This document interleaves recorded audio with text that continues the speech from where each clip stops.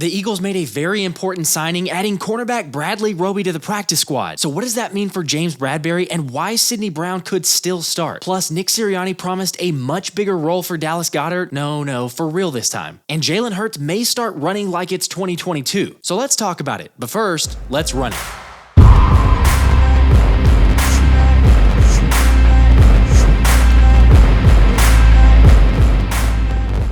Hey guys, so I'm stating the obvious, but I think we all enjoy winning. Except it's nice when you can absolutely dominate like AJ Brown did against Emmanuel Forbes on Sunday. In fact, Swole Batman's performance the last two games has been so impressive that it marked just the third time an Eagles player's had 300 yards in a two-game span in the last 50 years, with the other two players being Deshaun Jackson in 2009 and, of course, Jeremy Maclin in 2014. Although it turns out we have Darius Slay to thank for AJ Brown's improvement. My boy AJ finally sees the end zone. I've been on his behind every day telling him I'm one up on you because I got the end zone before him. I had more touchdowns than him in 3 games.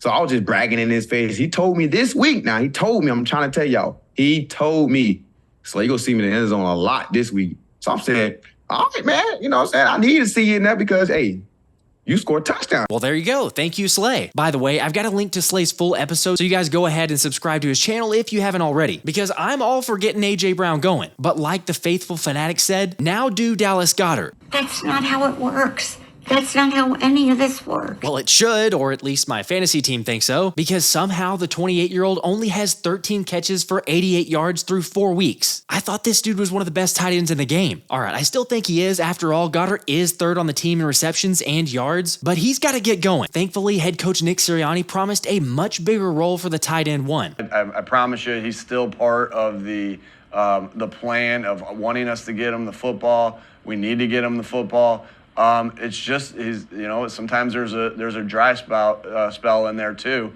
of what's kind of going on right now. He'll get going. I'm certain of that. But we got to do our job as coaches to get him going. But he is still a very big factor in the way our offense is playing right now because of who he is as a blocker and also who he is as a receiver and drawing that attention. Okay, I'm happy to hear that, and I guess it's a small sample size, but I'm more than a little concerned. I mean, didn't we already hear that from Sirianni after Goedert was shockingly held without a catch in the opener against New England, saying we can't go a game without getting him the football, he's too good of a playmaker. Now sure, it's not like he's been held catchless, and he did make a really impressive grab against the Commanders Sunday, but come on, something's off. And even OC Brian Johnson thinks it's flat out weird. Yeah, there's been, some opportunity. It's been, pretty strange, because he's had some opportunities where the ball could have or should have went his way, and, for whatever reason, there might have been a breakdown in the play or, a flushing of the pocket or something like that. So, Dallas is a fantastic player. We do have to do everything we can to try to get him involved early and often. But I think it just goes to show his mindset, his selflessness, being a team player, and understanding that, he still impacts the game in so many other ways that don't necessarily show up on the stat sheet. I mean, if you go back and watch some of these early games and just what he does on the line of scrimmage, how he draws coverage, is still having a positive impact on the game. And, it's no surprise because he is one of the best players at his position in the NFL.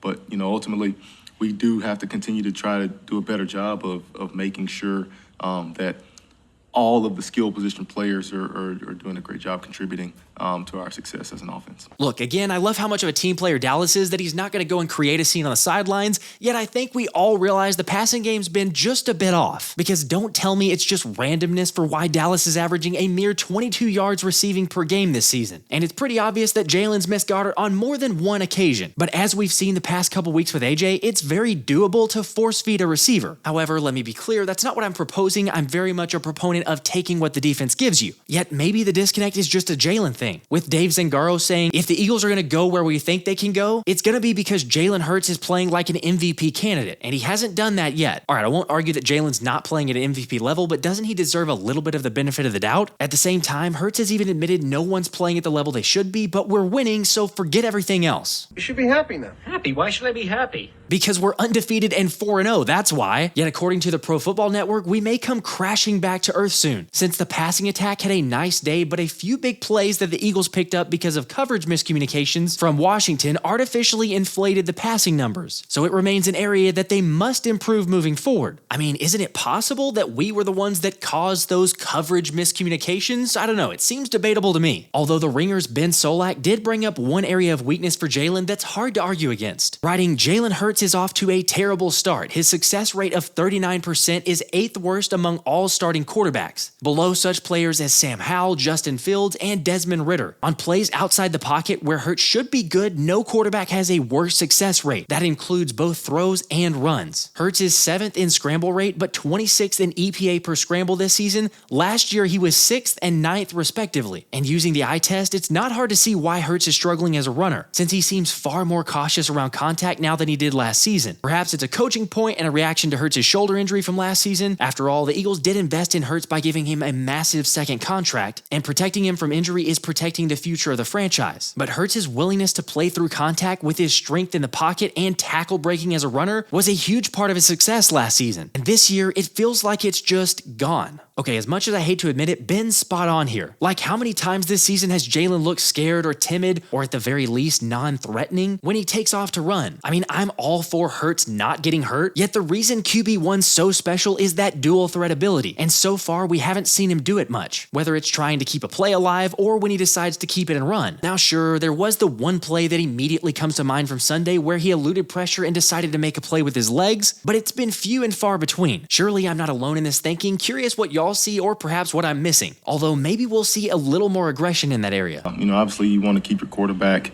out of harm's way. It's a really, really long season. And we got to do a great job of keeping him upright. But he has to, continually use his instincts and use everything that he has at his disposal to be the best player that he is. And his legs are definitely a part of that equation. So I think for us, not only as a staff, but, for Jalen as well, is just continuing to find that proper balance in terms of, him being able to use all of his God-given ability,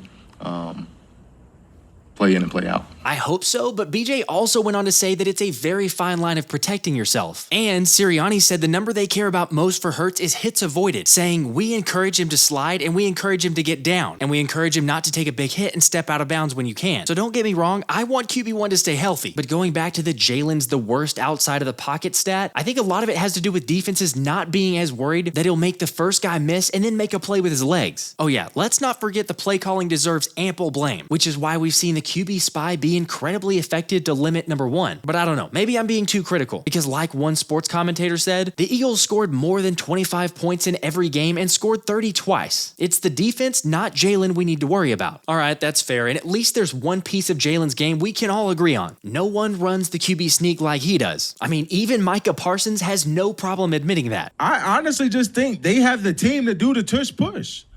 We stopped the England when they try to do the same thing to us.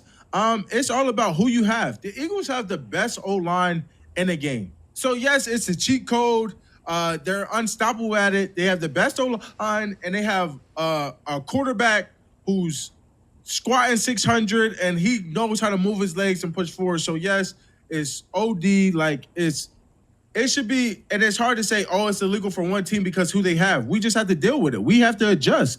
We have to prepare to stop it. And it's not up to the league to say, hey, just because you can't stop it, we have to take it away. No, we have to get better. We have to get stronger up front, and we have to stop it. We have to get them out of it. I don't want nothing to say, hey, that's kind of like suckers. Like, I don't want to be a part of a league that's like, hey, I can't stop something. I'm not strong enough. I'm not good enough to beat it. So we got to take it out the game. No, guys, this is football. This is man football. We got to man up and stop it.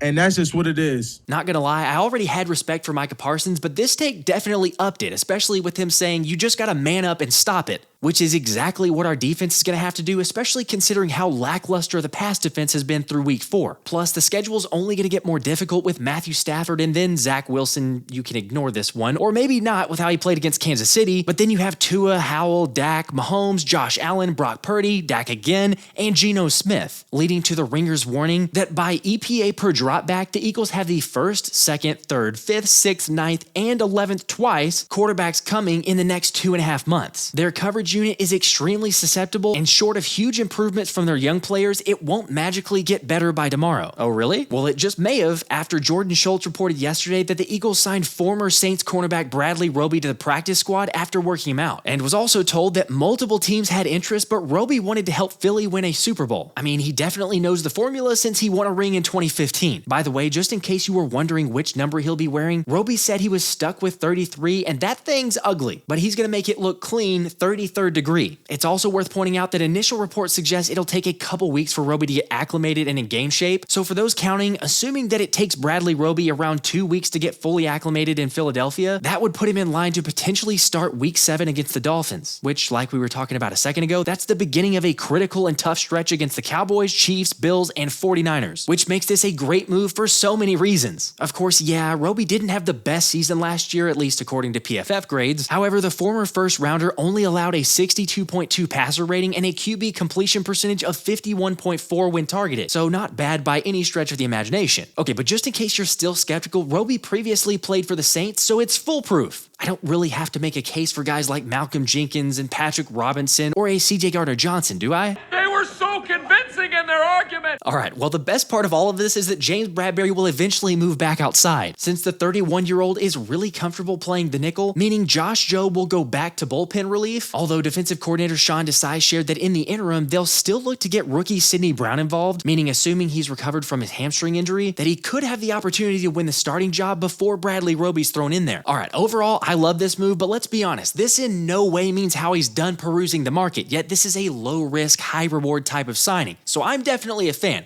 How about y'all? Good, bad, or indifferent? I mean, it's definitely an area to shore up, but the spot I'm more concerned about right now is right guard, since Cam Jurgens will miss at least a couple weeks and having Aaron Donald on the horizon doesn't necessarily calm the nerves. Hopefully, Sua Opeta and Stoutland are at least up to the task to limit the Terminator. Speaking of Stoutland, reminder for the live show tonight at 7 p.m. Eastern where we'll be giving away a Stoutland University hoodie, so feel free to stop by if you want a chance to win, and we'll see you in a bit. This has been the Philly Special.